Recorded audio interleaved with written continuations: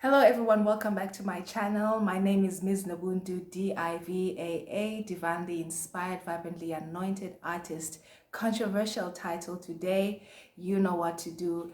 If you have been watching and continue to keep coming back to this channel, please like this video, because every time that you do like or any other video that you enjoyed on this channel, it increases the visibility of this channel, and therefore more people can be reached by this information. I also would like to, if you are coming here for the first time, to extend my absolute welcome to you. Peruse through the public lists that are dedicated to this channel, and if you like what you see on this channel, please consider subscribing down below, and next to the subscribe button hit the notifications bell so that every time that I do upload something here on the channel, you are notified. Share, share, share. This also increases visibility and footwork coming to this channel and seeing this content that is helping you, if it is helping you, or that you are enjoying, so that other people can also come and enjoy the same content. That being said and that being done, welcome to everyone. Let me get into this controversy of when your sister sleeps with your ex.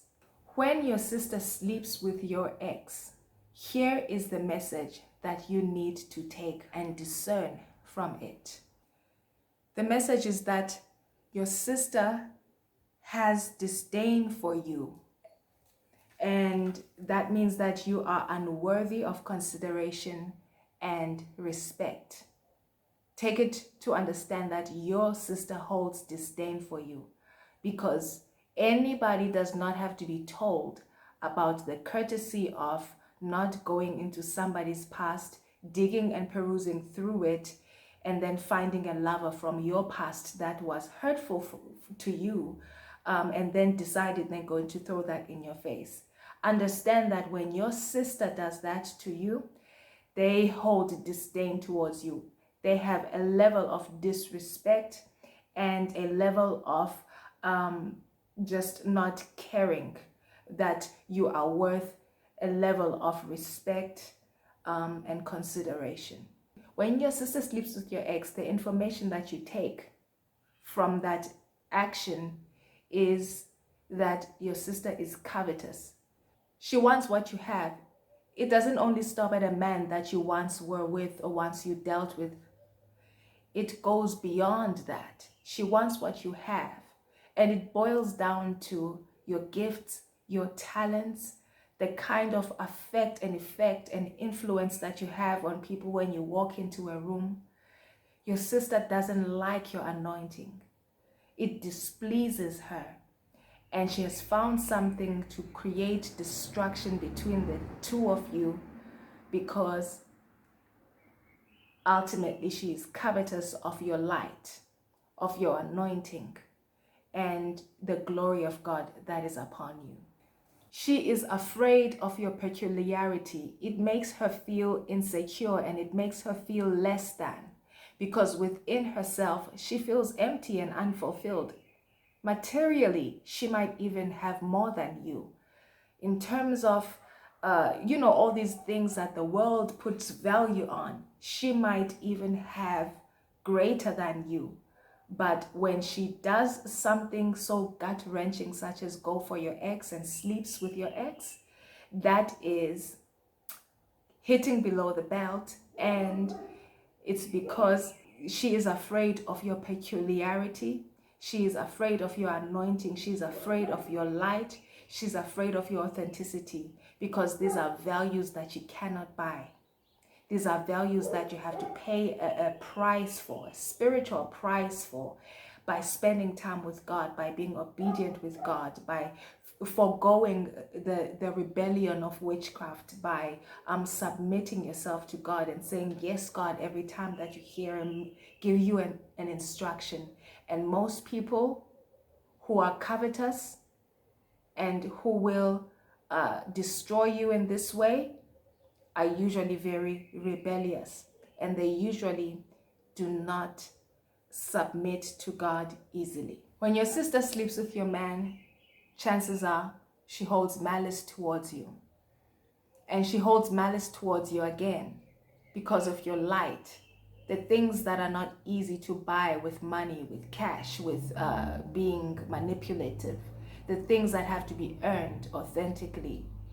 It's malice that causes anybody to go and sleep with your ex, and someone that happens to be in very close approximation to you, somebody who knew about your relationship or your involvement, and still goes and does it anyway, and doesn't first start with a conversation with you if she really feels really pressed to have this relationship with this ex.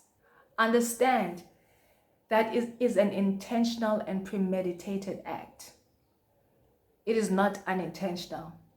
It is calculated and premeditated, and it is not happenstance, because that's what malice is about.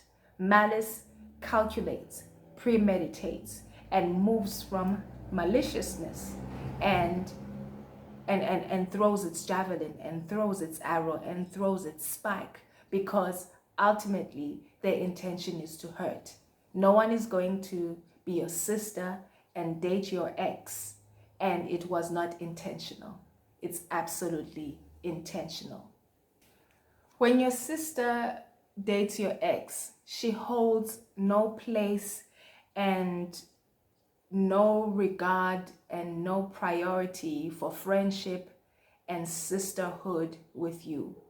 To her, when she looks at you, you are like a stranger. And that's why she's able to move in the way that she does, by going to your ex and dating your ex and sleeping with your ex.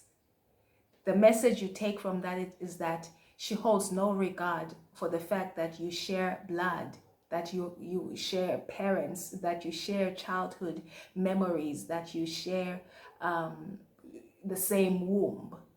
She holds no regard for that. In her mind, there is nothing sacred. And in her mind, she should be able to have whatever she wants, even if it means hurting you. And especially if it means hurting you, because again, this is a person who holds disdain against you.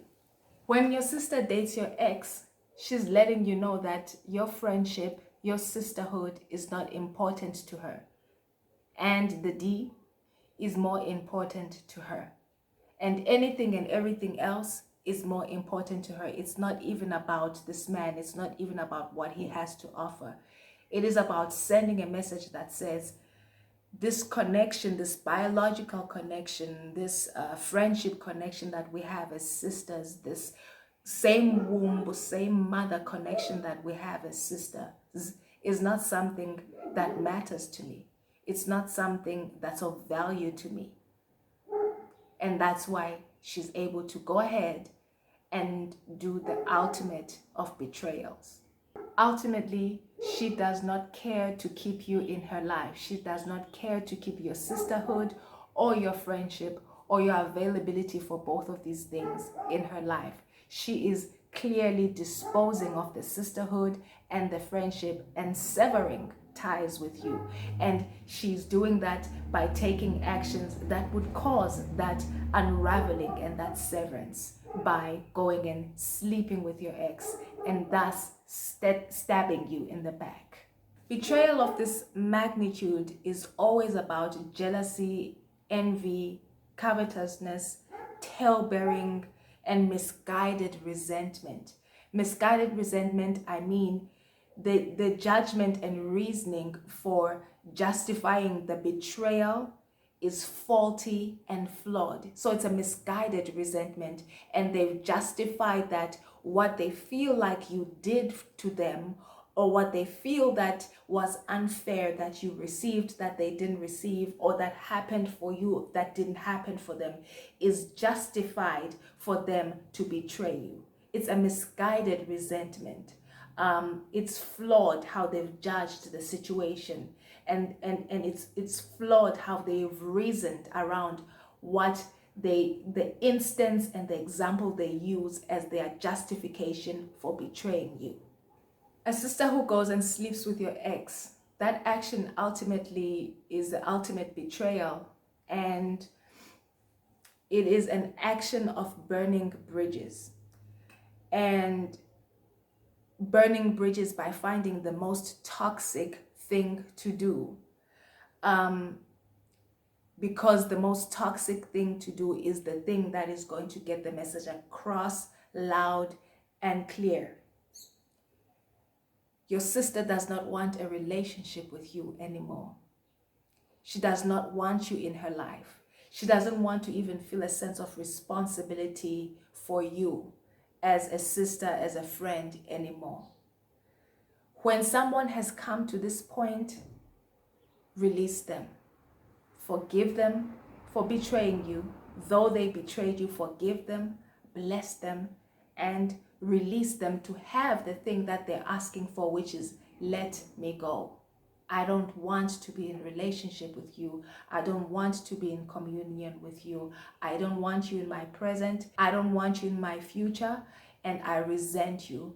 And I cannot stand you. And I cannot change how I feel about you. So I would rather do the most toxic thing to affect our relationship and our friendship in the most toxic way, a way that is so difficult to come back from, a way that will absolutely burn the bridge and unravel everything.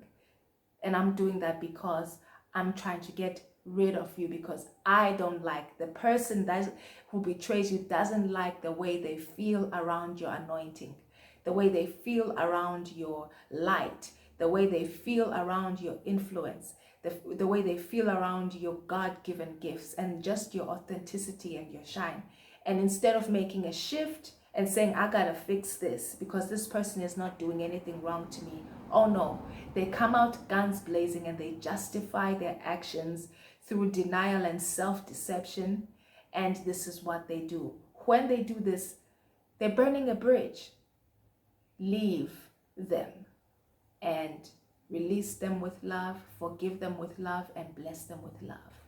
There is something destructive about a sister sleeping with their sister's ex. There is something about a sister betraying their sister. When a sister does this to another sister, they are seeking to destroy something in you. Something that makes them feel inadequate when they are standing next to you, when they are around you, when they are in a room and they have to watch everyone gravitate towards you and laugh at all the wonderful and funny things that you say effortlessly. They're trying to destroy something in you, and they're trying to destroy your presence and your existence, your gifts, your talents, your light, your anointing. When I think about the story of Judas betraying Christ, his fundamental, most basic problem with Christ was jealousy. And Christ's anointing, Christ's appointment, Christ's position, Christ's assignment. It was very important. It held a lot of weight. There was a lot of anointing there. There was a lot of light there. And the jealousy was saying, how come it's not me? How come it's not me? And jealousy never says, I celebrate you in your calling, in your path, in your purpose. I wonder what my purpose is. I wish I would have a purpose too that would shine this kind of light in the world. Let me seek God about that. Oh no. Betrayal is about trying to pull down something that's up here to then level you down to its level, to try and put you in your place. Because how come you get to have anointing and light? How come you get to have influence and the person who betrays you doesn't? It's ultimately about jealousy. Don't take it personal. These things happen to the children of God. Count it all joy. When these things happen to you, it renders more blessing unto you, renders more wisdom unto you, renders an even greater light unto you. And I just wanted to encourage you that if this has happened to you, don't spend your time being angry and mad and trying to prove a point. Quickly forgive, quickly bless, quickly release. You absolutely don't have to have this person in your life, but you make sure that you have forgiven them, and you have forgiven in love, you have released in love, and that you have blessed in love, and move on with your life in peace. I will see you again next time.